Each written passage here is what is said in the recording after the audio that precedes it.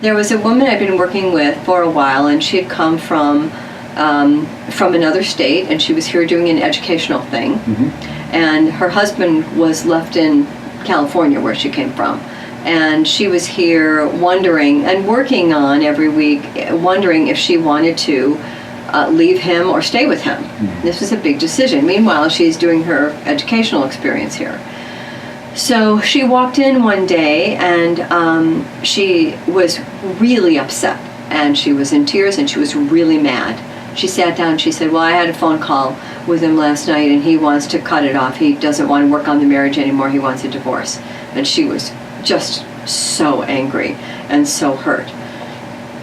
And so my idea, is I'm going to go two ways with that. I'm either going to say, what do you need to have them focus on a strength that can calm them down, or what do you need right now, But the other way, I had to go with her because I'd worked with her and I knew how strong she was. I said, do you want to just go into the music and feel the anger? And she's like, I can't do anything else. She was so mad. So I put on this piece by Holst called Mars. And it's used in all the war movies and Star Wars movies. It's, dun, dun, dun, dun, dun, dun, dun, dun. I mean, it's war, So I said, just take a breath and go into that space. And I had some drawing materials on her lap. And I said, just feel the anger. So I supported her. I didn't try to pull her out of it, but here's your feeling. You gave her the option. I gave her the option, so let's go. So I put that music underneath her, this war music, and she just, really was feeling it.